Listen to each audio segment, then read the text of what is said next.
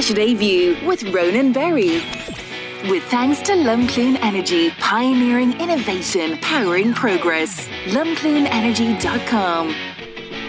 Call 0818 300 103. Text or WhatsApp your Saturday View to 083 3010 103. Hello and good morning. This is Saturday View. I'm David Hollywood. I'll be covering for Ronan Berry this morning. Let's look at what's coming up on today's programme. Very shortly, we'll be talking about New Year's resolutions. Do they do us more harm than good? Also, I'd love to hear your resolutions for 2025. 083 3010 103. We'll be looking at the challenges the cancer support sector faces heading into the new year. And with a certain Donald Trump due to be inaugurated for a second spell as President of the United States, we ask what effect he might have on us over here and what effect, if any, he may have on the conflicts raging around the world. First, though, New Year, New You. That's the expression we're all so familiar with at this time of year. People signing up to gyms, people going on crash diets, people doing their best to be better. What's the healthiest way about going about all of this? I've enlisted the help of Westmeath psychotherapist and author Rory Hafford to talk us through some things we should be conscious of when making our resolutions. The first problem I would have is with your introduction. Not you, but this is a common introduction. New year, new you. Think about it. Like that's a huge claim because you've lived with yourself all your life, and now all of a sudden it's kind of I want to be different. I want to be a new me. And I think part of that is coming out of where it's a time of high indulgence. Christmas is a time of high. You resist nothing. You reward yourself with everything. So you're pouring in all the goodies into yourself, and then you expect to go from high indulgence into an austere existence. You know, where you live on a cucumber or something like that. It's not realistic. It's not viable. I think the idea of New Year's resolutions in theory is good. It's good. It focuses the mind. It gets you moving off in a new direction. But the practice of it has been proven, and later on I'll give you some figures on it, David. But the practice has been proven to be an unmitigated disaster from the point of view of a psychotherapist. So I would have dealt with a lot of the fallout from that, where people couldn't maintain what it is that they were aiming for in the pursuit of this new self. And they just ended up depressed and hating themselves, and there was a general malaise of negativity that surrounded the whole thing. So New Year's resolutions, yeah, but bite-sized pieces, folks. You know, you need to be careful when you're sitting down to plan it. Okay, it's good. That's a great point to pick up on. What you've just said there is bite-size projects and plans, something that's practical. What do you advise people that you're talking to about approaching the idea of a New Year's resolution? Yeah, well, first off, chunk it down. Don't aim for the stars and the moon. Okay, start low. Chunk it down. Baby steps, bite-sized pieces. Don't try to do too much, and above all, make it manageable and realistic. Now, I know we live in the world of toxic, chronic political correctness.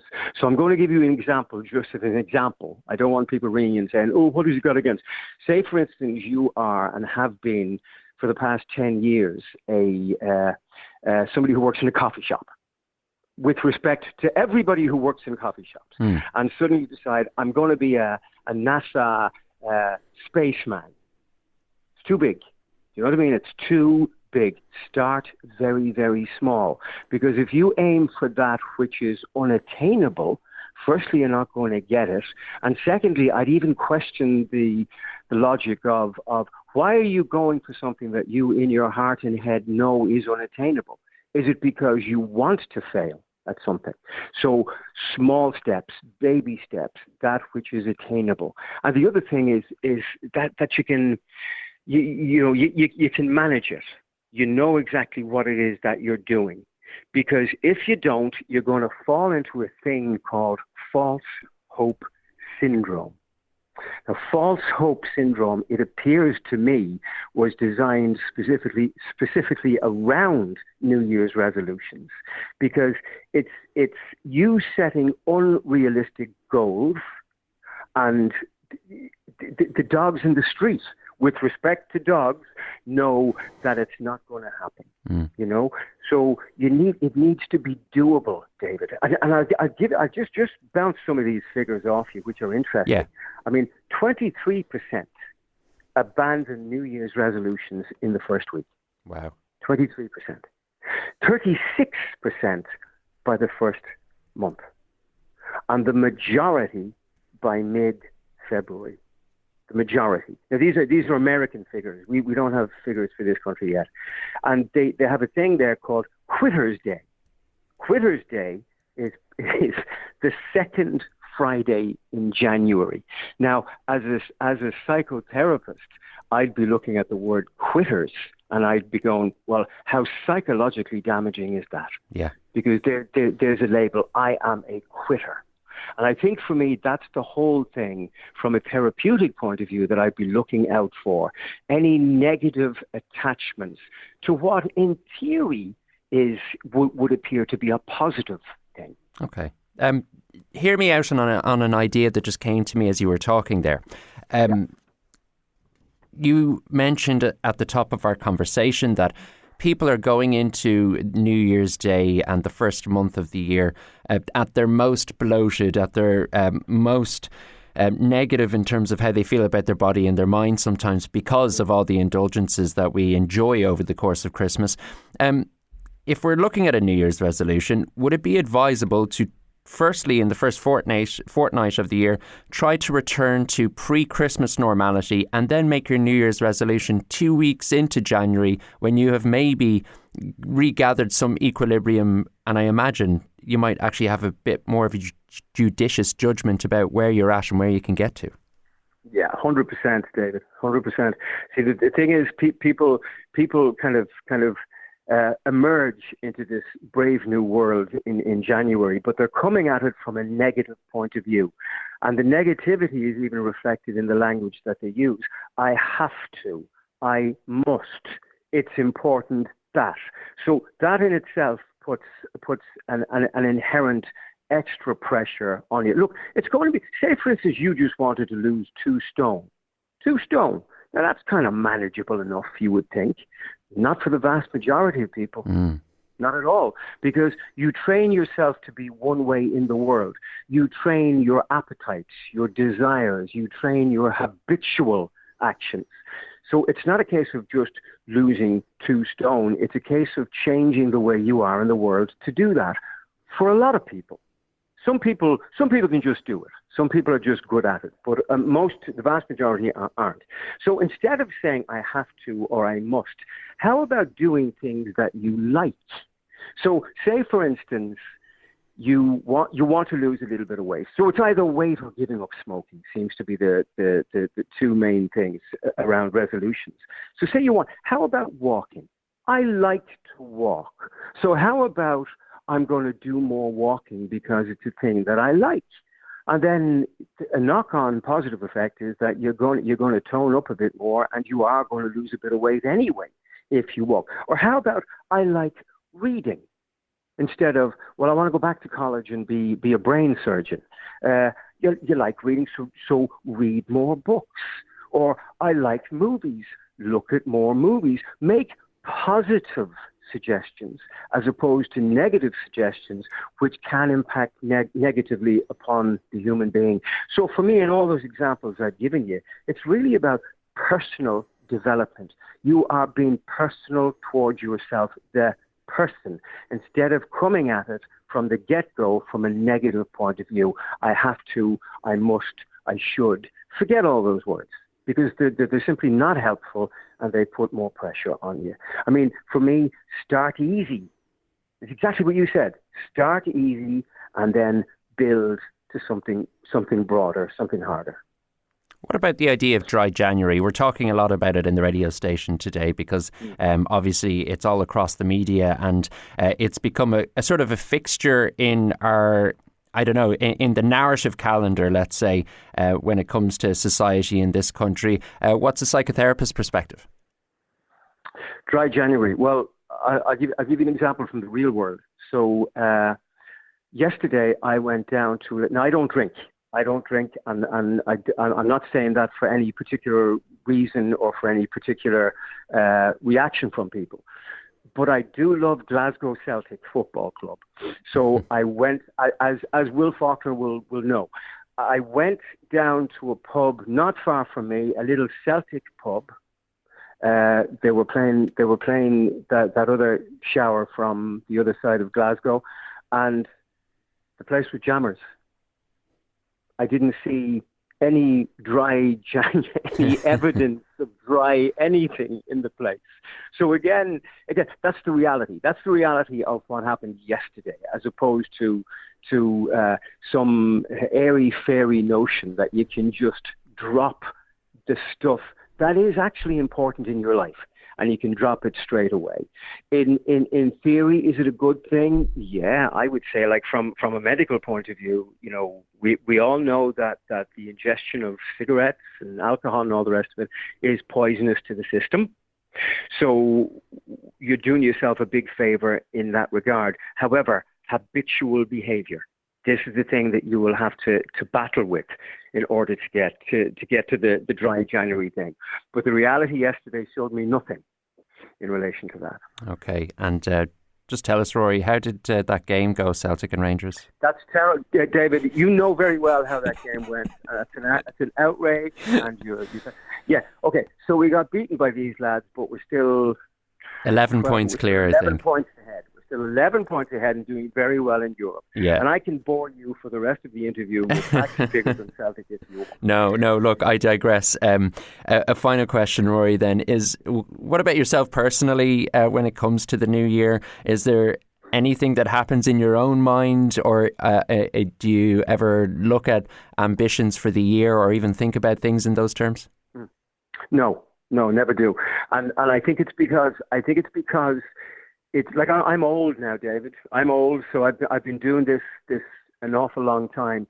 So I don't suddenly reach a point in the year where I go, I have to change. I reach a point in the year where I go, I have to do the same things. So you may or may not know that I run a little martial arts club for kids in Castlepollard. So I have to stay not relatively fit, but very fit. For that alone. So when people come into January, they go, I'm going to get fitter, I'm going to get leaner, I'm already there because I've factored it into my lifestyle. So this is not about me at all. I'm just using this as an example, which could apply to anybody. But I think that the take-home point from that is I don't try to change myself. I try to stay exactly the same, because the things that I do and have done are the things that I want to do and always have wanted. It's about making your perspective about what you enjoy, what you're good at, what you get reward from, and zeroing in on that stuff. And no negativity. Remember, there's an army of people queuing up outside your door to have a go at you. Ireland is now, the Irish psyche is a very unforgiving, very negative thing for the most part. You don't need to get down on yourself as well. So you need to be positive about you, your life, where you're going, and most of all, David, what it is that you want. Be positive about yourself. Rory Hafford there, Westmeath psychotherapist. On New Year's resolutions, 083 3010 103 if you want to get in touch with Saturday View this morning. Hi David, I love Rory, he's brilliant. I don't make New Year's resolutions, try to be the best person I can be all year round. Thanks, Aina. Look, easier said than done, obviously, as well. Whatever you do, you have to try and make it sustainable, and keep focused on being positive regarding yourself. As I said, not always straightforward. Next on Saturday View, you'll meet the lady who's the driving force behind the Lark Cancer Support Centre in Multifarnham. Right now in Shinrone, it is 1 degree. Saturday View, with thanks to Lumclume Energy, pioneering innovation, powering progress. lumclumeenergy.com. Now, as we have rang in the new year, many of us are shifting our perspective and looking forward to the next 12 months. And while we do that, we often look back as well, don't we, to try, I suppose, formulate and come up with a way that we can improve what we do over the next 12 months. And in that vein, I'm very glad to welcome Manager at Lark Cancer Support Centre in Multifarnham in Westmeath, Bernie McHugh, who's on to talk to us about how things are going in, I suppose, the cancer support sector over the course of last year and what's important about what needs to be done and can be done for 2025. Bernie, thanks very much for joining us on the programme. Good evening, David. How are you? It's lovely to be here. Tell us, 2024, I understand and appreciate working in a cancer support centre brings a raft of challenges, both regular and irregular. Looking back over the course of the 12 months that have just gone, what are your reflections?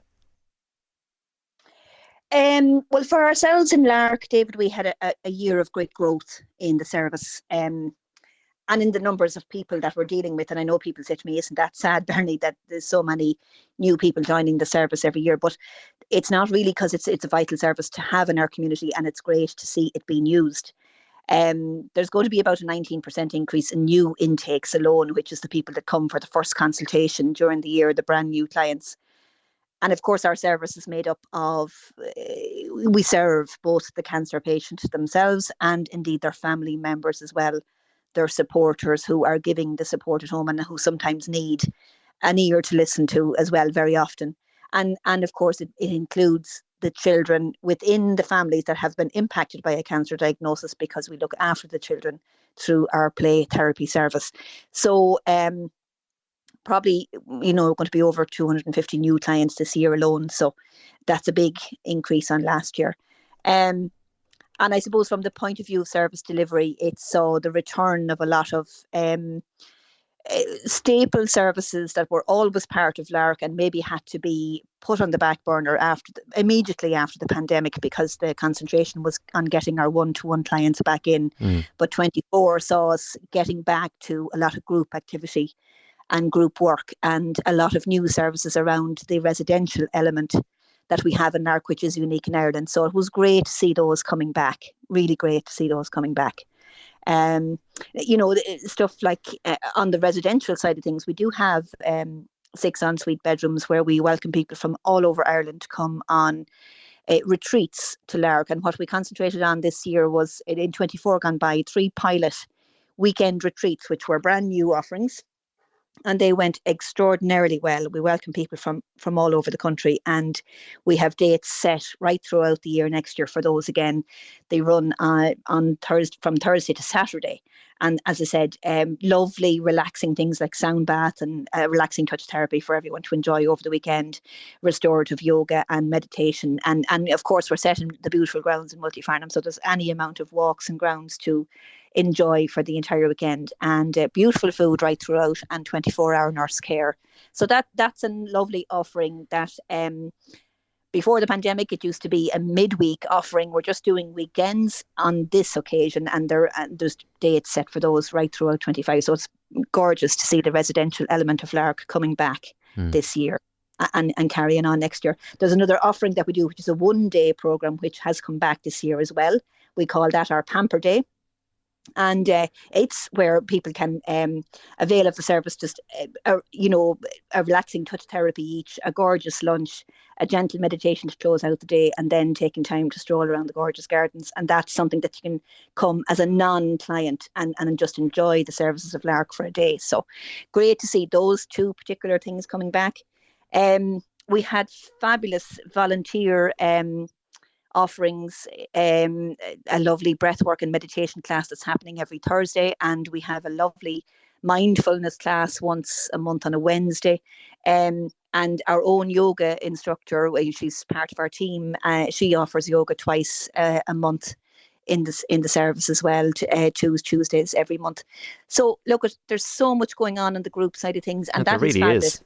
Yeah, our core stuff, of course, is helping one-to-one people through counselling, therapies, lovely relaxing touch therapies that complement what's going on for them in their cancer journey. And then, of course, as I mentioned, the play therapy service. But there is a raft of other one-to-one services that we offer as well.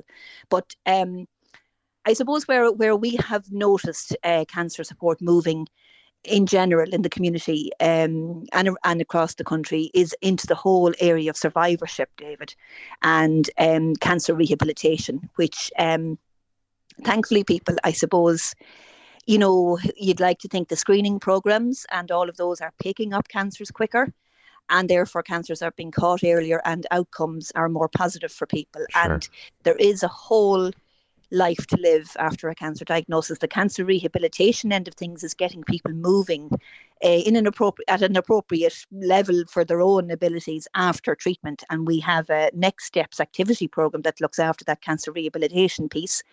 And then on the psychological support end of things, we have a lovely program called Cancer Thrive and Survive. And that's due to start again on the 21st of January. That's a key one for your listeners to know about, David.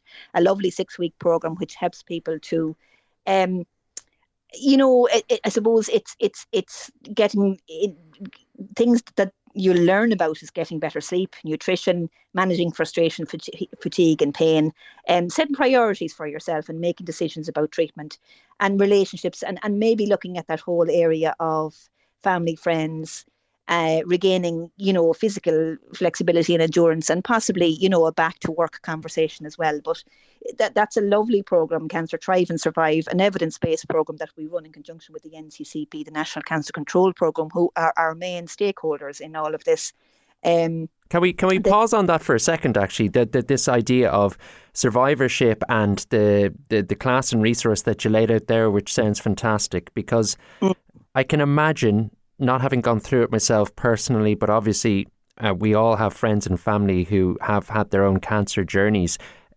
They always talk about the perspective that, I suppose, a cancer diagnosis puts you in a position where you have access to a totally different perspective. It's fundamentally altered how you look at the world. And then, of course, with the physical and mental effects that come with, be it the treatment or tackling the illness, the after effects could be quite considerable in terms of the psychological effects and physical effects.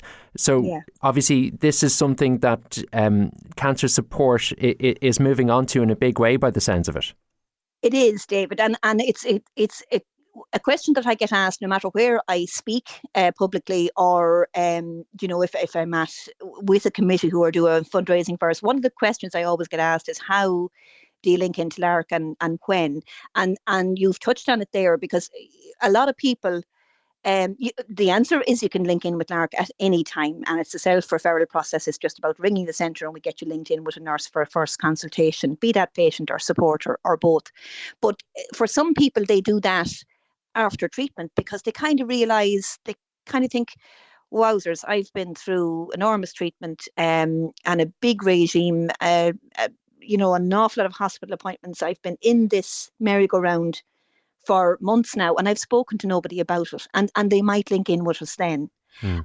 For some people, they link in straight after diagnosis because they didn't see it coming and their world has turned upside down and they really want to talk to somebody in counselling or nurse support. So it's very individual. But yes, the answer is that the whole area of cancer survivorship and cancer rehabilitation is where the community settings, the community cancer support centres are working very hard on at the moment, and making sure that they have evidence-based programmes to deliver, both on the psychological side of things and on the physical activity side of things. It's really, really important. And yes, it's such a life-changing diagnosis, I suppose, for the entire family, that it does give perspective. And we obviously hear it from cancer patients all the time. They're still dealing with it, and people around them have kind of moved on thinking the treatment's over now and let's get back to normal. But it's not that easy for the cancer patient. They've been through, a huge ordeal. So that's why we make sure and have those really supportive programs available to run for people. It's very important. Yeah, because naturally, aside from it fundamentally changing your perspective, and it will change the perspective of loved ones around you, they don't live what you've lived through with the diagnosis. And that can almost be an alienating experience. And as you say, particularly afterwards, like that's such a strange dynamic to be in remission, to be in recovery, and half the world that you know and love just say, Asher, you're grand now. And that's why we call it the lived experience. And we know that terminology from lots of different things. But the lived experience of cancer is such an important voice to include in all of the committees and all of the steering groups and all of the groups that are out there formulating new pathways and new ways for the likes of the cancer strategy going forward. It's why the NCCP always listen to the cancer survivors' voice, the lived experience. It's why the HSE involves cancer patients on steering groups when developing the new cancer strategy, for example, which will be worked on now. And it's a critical voice to listen to, and it's the lived experience. It just, I suppose, it's exactly that. If you want to know it, live through it, and that it's important that those survivorship programs are available for our people. Tell us, Bernie, you mentioned the National Cancer Control Programme and I suppose the state perspective in terms of what the plan is going forward. From your experience on the ground in Westmeath in the Midlands, what are the really important aspects that the state needs to focus on in the Department of Health in terms of supporting cancer support going forward? Yeah, well, we were really delighted with Minister Donnelly's announcement in the budget for repeating and ongoing, and I'm probably getting the terminology wrong, but repetitive funding for us in the cancer support network. Now that we are members of an alliance of the National Cancer Control Programme, Alliance of Cancer Support Centres and Services, and Lerk are full members of that. We did a peer review process, self-assessment and peer review process back at around the time of the pandemic, actually, and we are full members of that alliance, and as such we stand to get some money from the announcement in the budget in October, wasn't it? We don't know yet how much, because there's a number of centres for the money to be divvied up amongst. All we do know is that I suppose we'll still be raising about 50% of what it costs to run Lark every year, and that's coming up in the 500,000 mark, believe it or not, to run a service like Lark in the community. It might cover not even half of that. So we'll still be fundraising. The public will still see us in the public eye with the fundraisers that we always run. We'll still have to run them to keep the doors open. But I suppose the families that go through Lark are amazing as well, David, and come up with all sorts of novel fundraising ideas and generate huge amounts of money to support the service that they have gained benefit from, during their time. So that's what keeps our doors open too. But welcome news indeed, in that it's recurrent and funding that you can be sure of that's coming down the track. As I said, we're not sure yet. It hasn't been decided or disseminated in any way.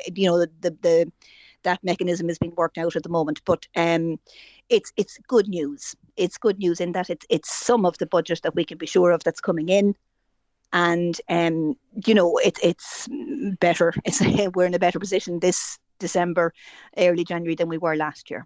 All of that being said, I suppose the reality of the picture that you're looking at Lark is that, as you just said at the start of our chat, you had 20% or 19% more service users over the course of the 12 months compared to previously. Your resources will be in demand more and more by the looks of it as time goes on. And what we're hoping is that's because screening and treatment are improving and people are getting better outcomes, but they're coming to Lark in greater numbers. But obviously, all of this means that as things go by on an annual basis, Lark and cancer support centres like it across the region and across the country will need as much support as possible, be it from the state or indeed from people and their fundraising.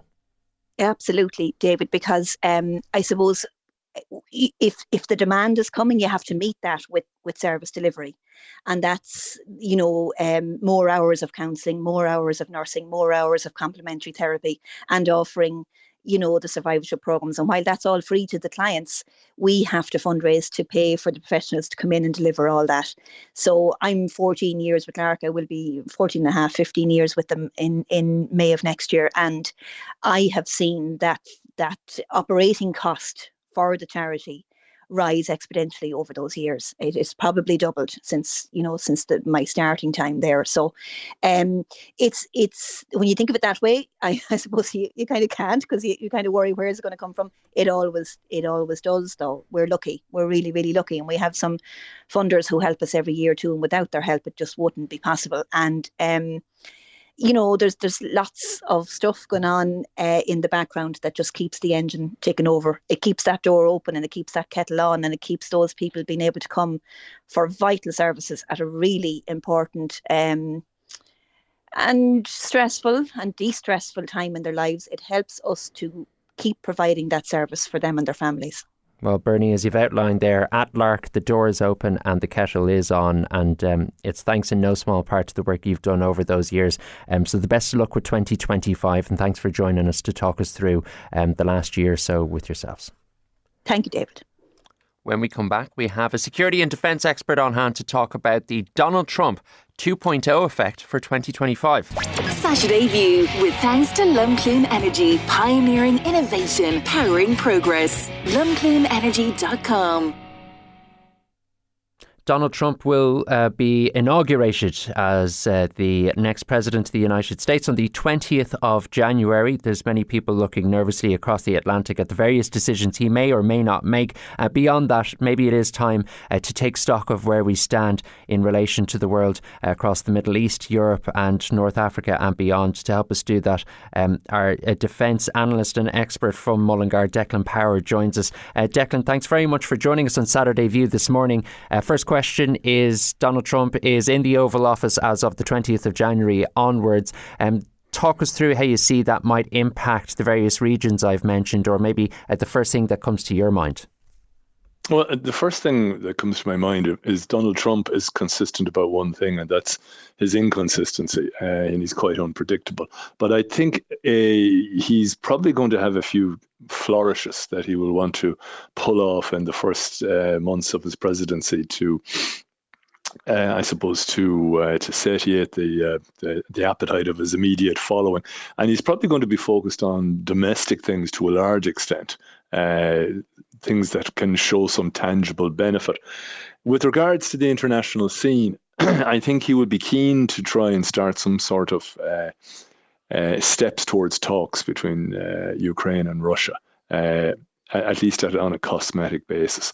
To show that he has that there's a different administration in power, and the mere fact that they may listen to him and actually appear to begin talks will be an optic that he will value. I would say that maybe talks will start at some point, but I think it will be a while before anything substantive will come out of them, because both sides will still be very much jockeying for position and trying to see how far they can push things. And certainly you can already see the Ukrainians have recognized that there is a change coming in their positioning and the way they're talking, and they're more or less acknowledging that they may have to lose territory on a temporary basis. They're setting things up in a way that they can acknowledge physical loss of territory once it's not recognized as a permanent legal status, which I think would be a win for them, that it wouldn't be recognized by the international community. With regards to Syria rather, it's early days. Everybody who has been watching that region knows that the jury is still very much out as to whether that will even continue to exist as a working state. There are so many different armed groups. The current group that holds power at the moment is not that big. It would require assistance to be able to hold the ground that it has, and it's even struggling a little bit to do that. And how will the general populace react to it, and what type of regime are they going to commence ruling with? Again, I think from Trump's point of view, he and his entourage, I'd say, are going to wait and see what comes from that. And they will, to some extent, be driven by, I think, the Israelis, because Trump is very pro-Israeli, and his general reaction is to support the Israelis in whatever stance they're taking. The Israelis want to cover their flanks, if you like. They want to ensure that whatever regimes come to power in Syria, that those who control the territory closest to Israeli-held territory keep their distance and know that there would be consequences. And this seems to inform the Israeli strategy in the Middle East overall. At the moment, it is very much, in as much as one could call it a policy, I would call it a policy of shock and awe and strength. That's what Netanyahu's government are pursuing, that their enemies see that there are consequences and that Israel doesn't care about anything that the international community has to say or any tenets of international humanitarian law or indeed aspects of the Geneva Convention. They will do whatever they see fit in order to secure their borders and their people as they would see it.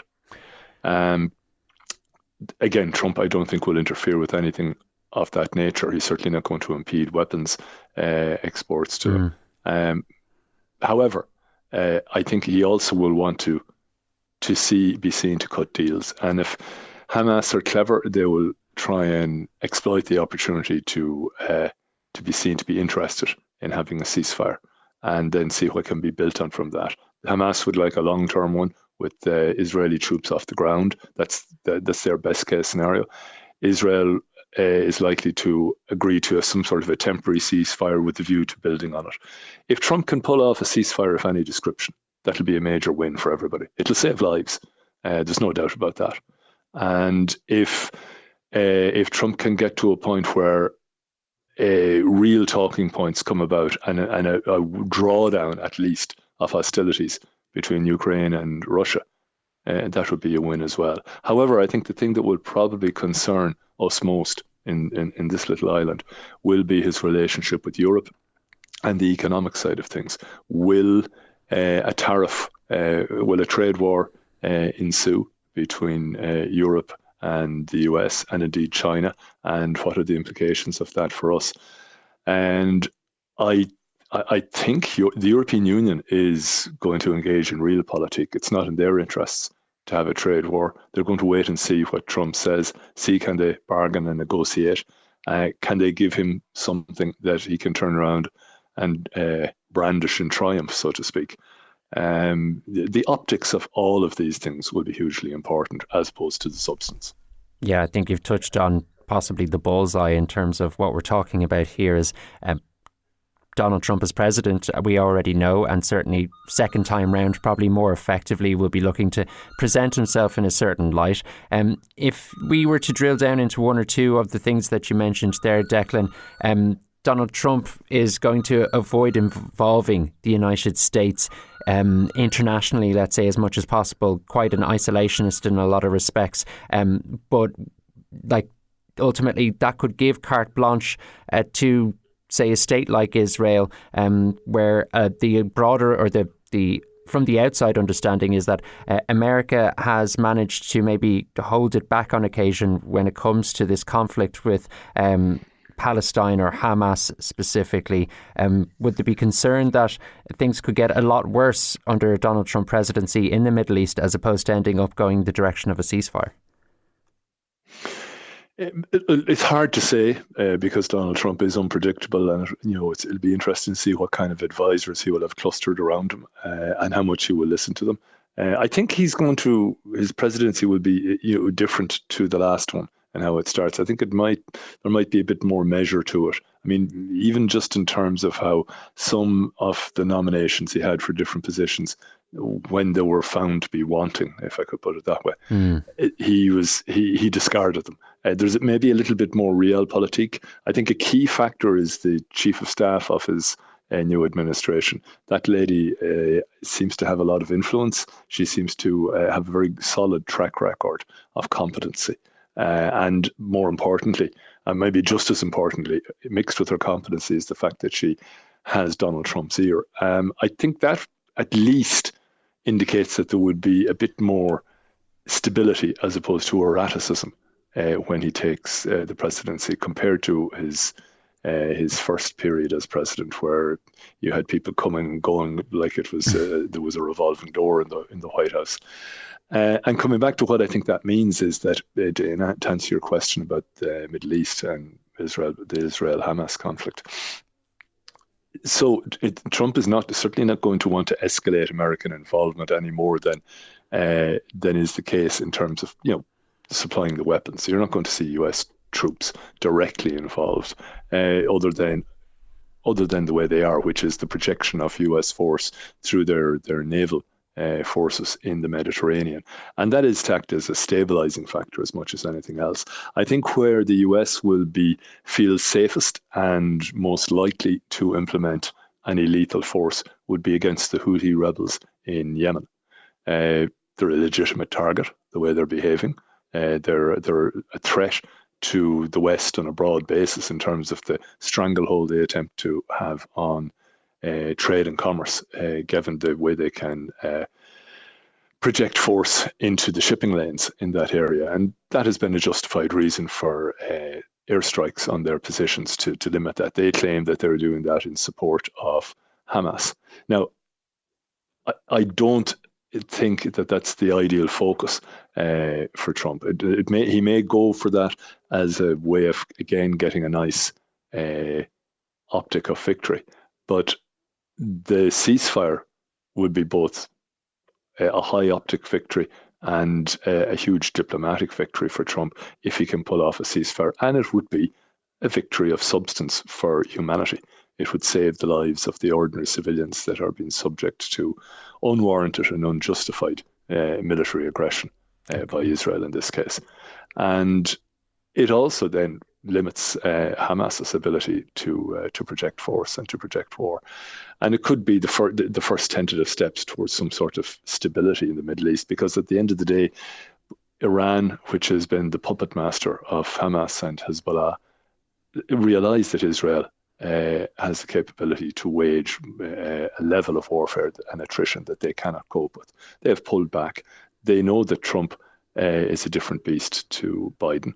And but they do know that Trump wants to pull off a deal. So they're more likely to be acquiescent in some shape or form if they want to hold the power and authority that they have to support their players on the pitch in leaning into a ceasefire. And their players on the pitch being, well, in this case, Hamas. Hezbollah is largely out of it now.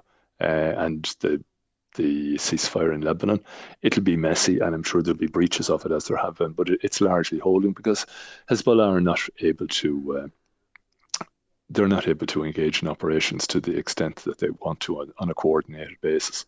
So if I was Trump's advisor on diplomatic matters, I would be saying, let's go for a ceasefire here in the Middle East. Let's push for that. Because I think there's a desire for it in both camps. And key to the ceasefire would be the release of hostages. So if those things happened on Trump's watch early in his presidency, it'd be a huge, huge benefit for him, as opposed to maybe going for the cheap win, which would be a joint Israeli, US, and whatever other Western states might join in attacks on the Houthi rebels. They can be dealt with anyway. They're not a primary problem.